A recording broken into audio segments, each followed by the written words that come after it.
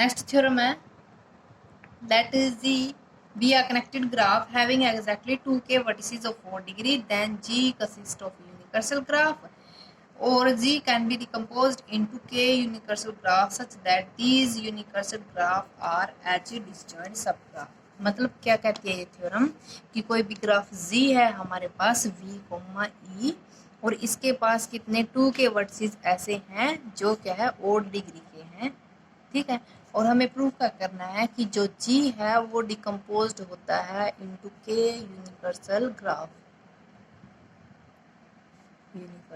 Graph, ठीक है। तो देखो प्रूफ,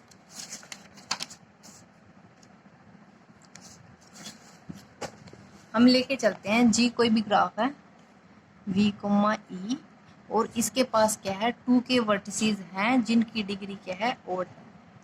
मैं लेके चली x1, x2, xk और y1, y2, yk, ये क्या है मेरे वे वर्टेक्स हैं जिनकी डिग्री क्या है ओड है।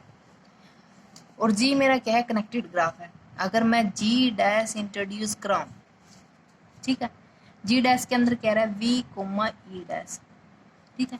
और जो E डैश है वो किसके इक्वल है, E इज इक्वल्स टू, देखो इस तरह से लेट, पहले मैंने क्या किया एफ आई कोई एक न्यू एज इंट्रोड्यूस कराई है जो कि क्या एक्स आई और वाई आई को कनेक्ट करती है। मतलब क्या है एफ आई इंट्रोड्यूस कराई है एक्स आई वाई आई, मतलब जो एज है एफ आई वो एक्स आई और वाई आई को कनेक्ट करती है इस तरह से। सपोज ये x1 है ये y1 है तो मेरा ये f1 आ जाएगी, ठीक है।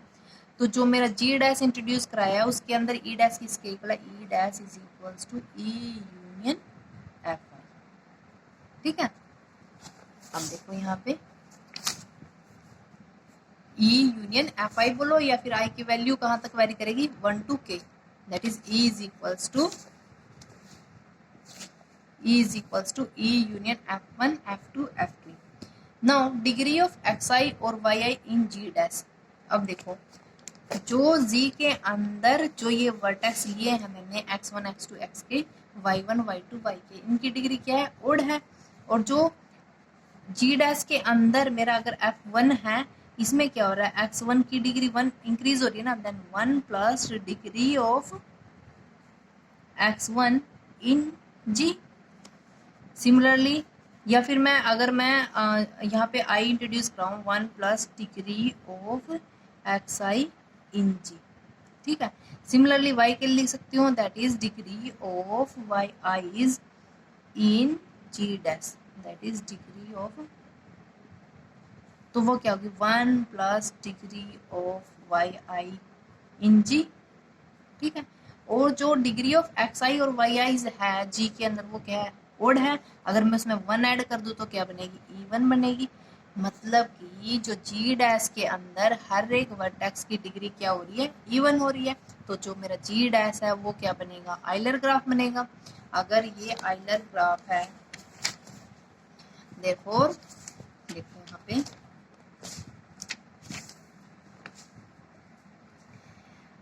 thus therefore G is a connected graph in which degree of each vertex is even। hence जो मेरा न्यू ग्राफ बना है वो क्या है आइलर ग्राफ होगा। अगर ये आइलर ग्राफ है तो इसके पास एक आइलर लाइन होगी, मीन्स एक क्लोज्ड वॉक एग्जिस्ट करेगी, that is G dash has a closed walk से W dash containing all the edges of G dash. अब देखो हर एक एक्स आईज और वाई आईज क्या है डिस्टिंक्ट है। देखो यहाँ पे जो मेरे एक्स आईज हैं और वाई आईज हैं वो क्या है डिफरेंट हैं एक दूसरे से। तो जो मेरे F1, F2, F के एजेस बनेंगी वो क्या होंगी एडजेसेंट नहीं होंगी, वो एडजेसेंट नहीं होंगी, ठीक है।